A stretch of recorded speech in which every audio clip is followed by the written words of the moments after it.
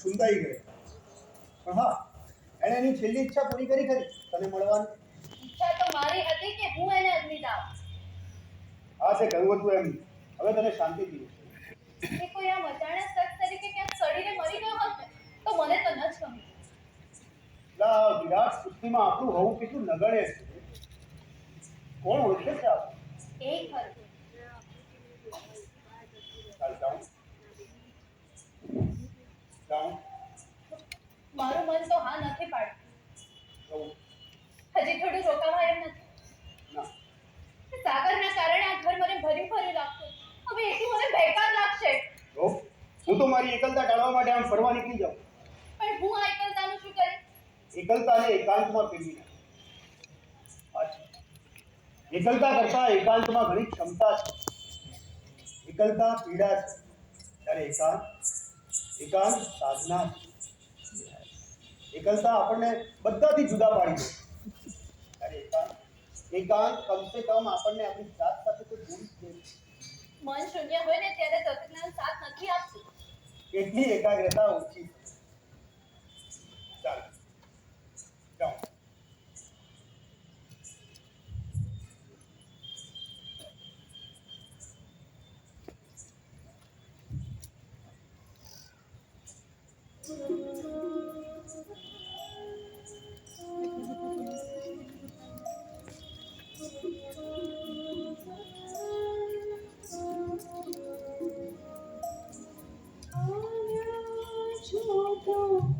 રહી જાઓ ને પાન બીડા બેલઈ જાઓ ને શિવને કહો છો જાઓ, શિવને કહો છો જાઓ. जाऊं પડશે રોકો નહીં ને ગમન વેળા છે ટોકો નહીં ને હવે અમારે વહેવું, હવે અમારે વહેવું.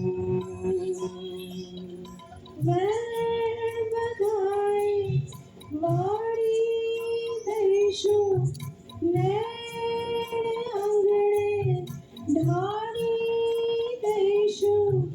કેમ કરો છો આવું?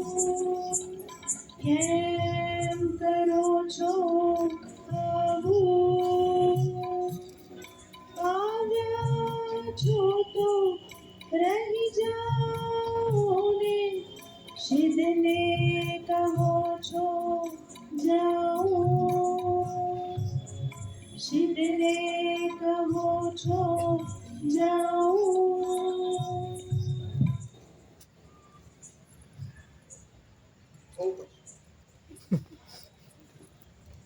ફરીથી આવીશ ને ત્યારે કામ જ થાય. ફરીથી એકવાર કહું, એ સાગરના કારણે આ ઘર મને ભર્યું ભર્યું લાગતું. હવે એટલું મને બેકાર લાગશે. એટલા માટે તું રોકે છે નથી. વિકલ્પ, તારે સાગરનો વિકલ્પ જોઈએ. તારી એકલતાને ભરવા, ટાળવા, ખાળવા માટે જોઈતો વિકલ્પ. અરે મારી જરૂરિયાત ક્યારે લાગી જ નથી. હવે ગયો ને છેવટે જાત ઉપર. સાચું કહ્યું એ કેટલું લાગી આવે છે. શેનું સાચું? હા ના પાવર, શેનું સાચું? તું બનાવવા માંગતી હતી મને વિકલ્પ કે જાણ મને મોડી મોડી. તને મારો પ્રેમ વિષ જેવો, ઝેર જેવો લાગે. અમૃત માનીને અમે પી ગયા રે. નગુણ નરતમ નગુણ. મારી સાથે રહી સતત, મને છેતરતી રહી હરદમ. એટલી તો તે મને તે સાલા કપટી. હે મેં કેવી રીતે ઘણા એકાદ કિસ્સો તો ગણાવો. હા, એકાદ હોય તો ગણાવ. એકાદ હોય તો ગણાવું ને. થોડું છે ને દુષ્કાર. ગોઠવવા માંડી વિચાર કરી કરીને આરોપોની હાર માળા ગોઠવવા માંડી. આરોપો એકદમ નક્કર, સંગીત અને જડ. તો ગણાવ ને. અરે એકાદ કિસ્સો તો ગણાવ. એમ તો પછી તને યાદ જ હશે ને પેલી મારી બાળ સખી ગીતા. પછી ગીતા કહીશ તો તને યાદ નહીં આવે. તારે મને ક્યાં એકથી ચાલતું જ હતું. એ ગીતા અને હું ઘણીવાર આપણા કોલેજની કેન્ટીનમાં જતા. બે જુદી જુદી વાનગીઓ બે જુદી જુદી ડિશમાં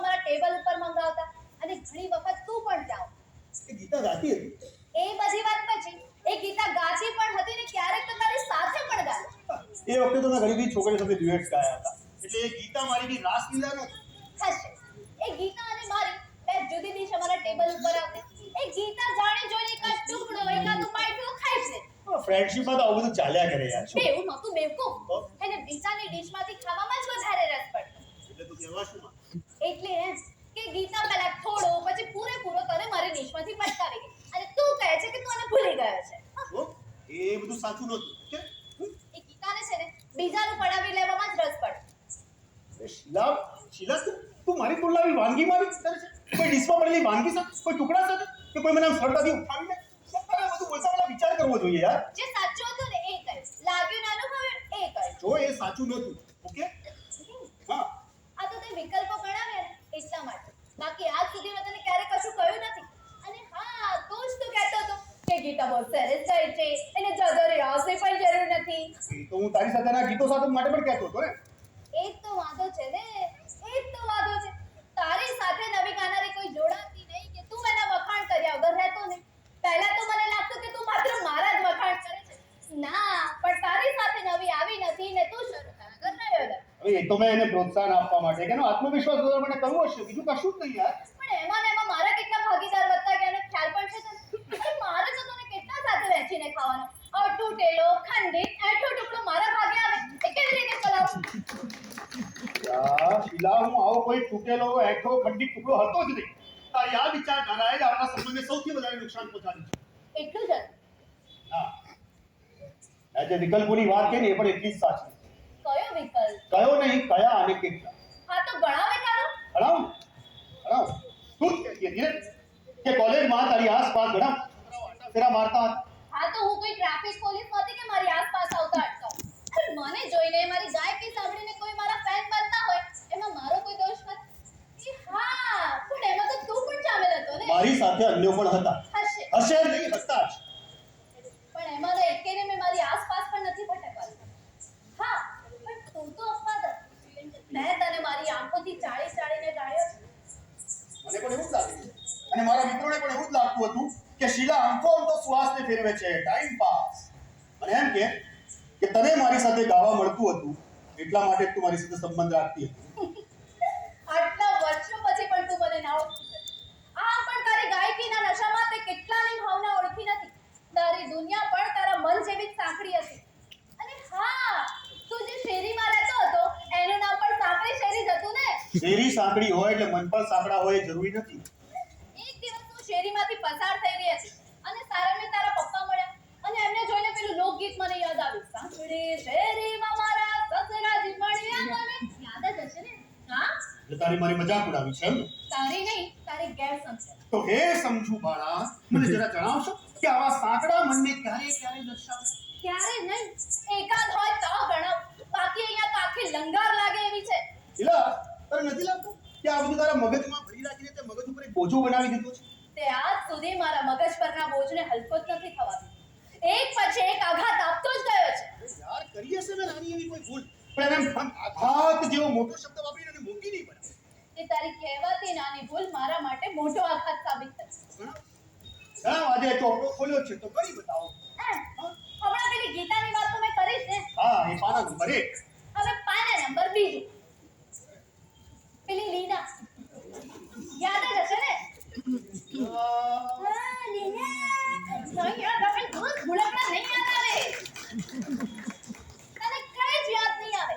એ લીનાના એક પણ સુરનું ઠેકાણું નહોતું પણ જેનો લાગતી આમ કોણે હંમેશા જીન્સ ટી-શર્ટ પેન્ટ કરતી અને હા આસપાસ ભટક્યા કરતી તારી. હા ક્યારેક તને હોટલમાં પણ લઈ જતી ક્યારેક બારમાં પણ લઈ જતી.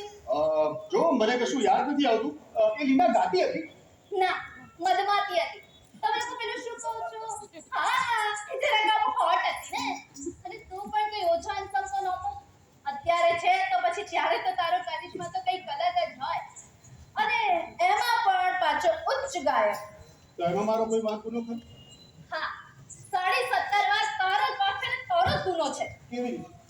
એક મેં તને જોયું એક વાર નહીં પણ વારંવાર. ક્યારેક એના ખભા ઉપર ક્યારેક એના ગળા ઉપર ક્યારેક એની કમરમાં તારો હાથ સીધો નતો ને એની વાત ખરી જ છે.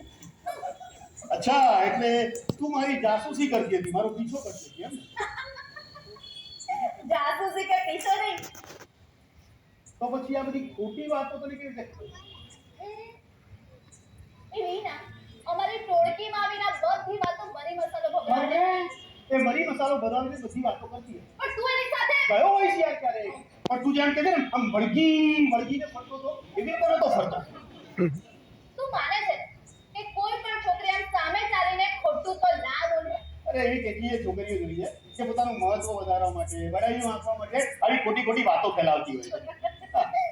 તો એ બધી છોકરીઓમાંની ઘણી છોકરીઓ તારા કેરેક્ટર બાબતે પણ શંકા ધરાવ. તમે બધી બેનપણીઓ ભેગી થઈને આવી જ વાતો કરતી કે બીજી કઈ ચર્ચાઓ પણ કરતી? અરે એ ઉંમર હોય તો આવી જ વાતો દે.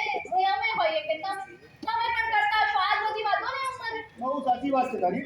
એ ઉંમરમાં આવી બધી વાતો હોય છે જે ભ્રમણા હોય છે અને મોટા ભાગનાની યુવાની આવી ભ્રમણાઓમાં જ પસાર થઈ જતી હોય છે.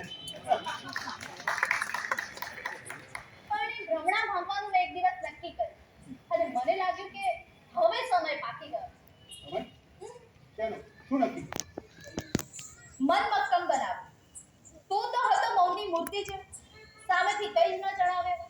પણ મારે તને આ બધી જ મધમાખીઓમાંથી છોડાવો અને મારો બનાવો.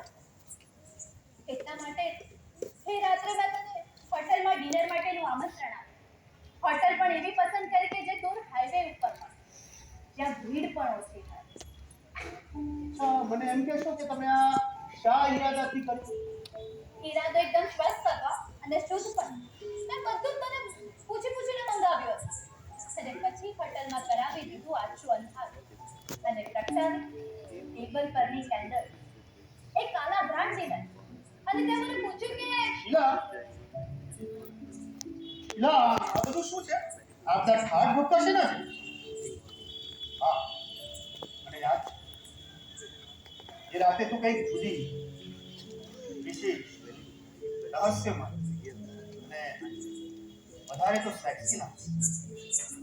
સારું કહેવાય તને યાદ છે. બાકી ભૂલી જવું તો તારી પ્રકૃતિમાં જ છે. એ રાત ભૂલાય એવી નહોતી. એમ? ખરેખર? તો પછી કહેજો એ રાત્રે શું થયું હતું? એ રાત્રે બહાર વરસાદ પડતો. હોટલની બારીના કાચની બહાર એની આમ પાતળી નૂડલ્સ જેવી ધાર દેખાય. આપણે બંને જણા હોટલના દૂરના ખૂણાના એક ટેબલ ઉપર બેઠા હતા. હોટલમાં ઝાઝી ચહલ પહલ નહોતી. આ એકાદ બે વેટરોની અવર જવર હતી. મને યાદ આવ્યું મેં મારા માટે ચિકન રોસ્ટ મંગાવ્યું અને મેં તને કહ્યું હતું કે શીલા, તને વાંધો ન હોય તો એક બિયર મંગાવી શકે. અને મેં તને કહ્યું કે મેં તને પૂછ્યા વગર જ મંગાવી દીધું. અરે મને પણ ખબર હોય ને તારી અમુક આદતોની. હા, બિયર વાળી વાત પણ મને યાદ છે. ગમ્યું મને કે તે મારા માટે હજી પણ આટલું બધું યાદ રાખે. સરસ. પણ એ દિવસની એક અતિ મહત્વની વાત છે જે તું હજી પણ ભૂલી રહ્યો. ઈ મહત્વની વાત. ઓ યસ, યાદ આવી ગયું. હા તો જણાવ. આવી ગયું. એ રાત્રે તે કાળા કલરનું નેટ વાળું ગાઉન પહેર્યું. જાણે તન્વી, શ્યામા અને નેટમાંથી દેખાતી મારી વ્હાઈટ સ્કિન એક બ્યુટીફુલ કોન્ટ્રાસ્ટ ઉભો કર્યો. મેં મારા મોબાઈલમાં એક ફોટો પણ પાડ્યો. તારી પાસે છે ફોટો? ના, હવે મોબાઈલ તો ઘણા બધા બદલ્યા એટલે એવો કોઈ ફોટો સચવાનો નથી અને પ્રિન્ટ આઉટ કરાવવાની આળસ. પણ હા, યાદોમાં બધું જ છે. પણ મેં મારી પાસેના આલ્બમમાં બહુ જ બધા ફોટા સાચવી રાખ્યા છે. જોવા છે? અચ્છા, બતાવો. એ બધી વાત પછી. પણ એ દિવસની અતિ મહત્વની વાત છે જે તને હજી પણ યાદ છે. ઈ મહત્વની વાત. યસ, યાદ આવી ગયું. મને યાદ આવી ગયું. પેલું હોટલની બહાર સ્વાગત કરી રહેલી યુવતીનું શિલ્પ.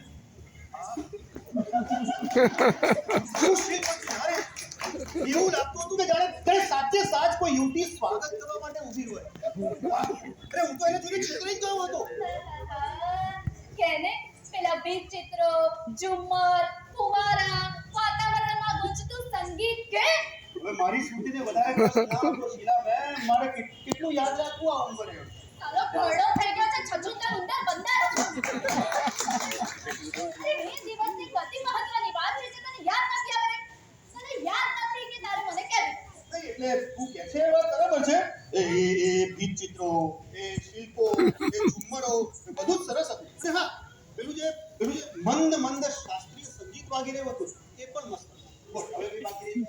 છે સાલો બહુચા ઉંદર બંદર અકલ હોતવી. એ દિવસની ગતિ મહત્વની વાત છે જે તને યાદ નથી આવે રે. આ શીલા આટલું બધું તો કહું યાર. તું રડ નહીં. લે કાકા ટીશ્યુ પેપર લઈ લે. નથી જોઈ તમારે કચ્છ જા. અરે પણ શીલા આટલું બધું કહું યાર. હવે શું બાકી રહી જાય છે યાર? આપણા મિલનનો એ અદ્ભુત, અપૂર્વ અને અવિસ્મરણીય પ્રસંગ, જેના માટે મેં તને હોટેલમાં ડિનર પર આમંત્રણ આપ્યું હતું, એ પ્રસંગ. તે દિવસ પછી આપણો જીવનના કંઈક અલગ જ દિશામાં ફંટાવાનો હતો, એ પ્રસંગ. અને તું કહે છે તને યાદ નથી કરવાનું ક્યાં? તારી બાલ્કનીમાંથી દેખાતા આકાશના તારલા કેટલા સુંદર દેખાઈ રહ્યા. અરે ભાડમાં જાય બાલ્કની ને ભાડમાં જાય તારા. એ પણ તારા જ. એ પણ ભાડમાં જાય. હા તો પણ ભાડમાં જાય. ભાડમાં જાય તો ભાડમાં જાય. આપણે ભાડમાં જ થઈ જા. ભાડમાં જ થઈ જા મારી તકલીફ. આ તો તું આટલી ઉગ્ર ન થઈ જા. તું આટલો ગુસ્સો નહીં કર. બહુ સારું કંઈક તારી હેલ્થ માટે. તારું બીપી વધી જશે. માપવું છે. મારી મેડિકલ કિટમાં માપવાનું સાધન પડ્યું. શાંત. તે આજ સુધી ક્યારે શાંતિ આપી જ નથી આપણા સંબંધો. જ્યારે કશા આનંદ માટે મળ્યા છે ત્યારે આવા વડાપાવ જ આપ્યા છે. સેટિસ છે પૂરેપૂરો. બીજાને પીડાવવામાં તને આનંદ આવે. બસ હા, બહુ થયું હવે. કઈ પૂછેલા દરેક જવાબનો હું સવાલનો ઉત્તર આપી રહ્યો છું. અને જેમ જેમ હું ઉત્તર આપતો જાઉં છું ઉત્તર તારો પારો વધતો જ જાય છે. અરે હું તો શું છે મારા સવાલોમાં જવાબોમાં કે તને આ ચીડ ચડે છે યાર. મારે જે જવાબ જોઈએ છે ને એ નથી મળતો. અને આ ચીડ એના માટે છે સાલા ગધેડા. તો શું જવાબ જોઈએ છે બોલી દે ને તો હું આપી દઉં ને યાર. આ તો રામાયણ છે આપણા સંબંધો.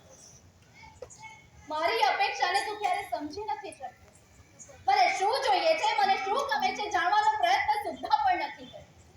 અને એ દિવસની એક અતિ મહત્વની વાત છે જેના માટે મેં તને હોટલમાં ડિનર માટેનું આમંત્રણ આપ્યું હતું, એ પણ તને યાદ નથી. હશે. એ હા, પણ તને એટલીસ્ટ હોટલનું નામ તો યાદ જ હશે.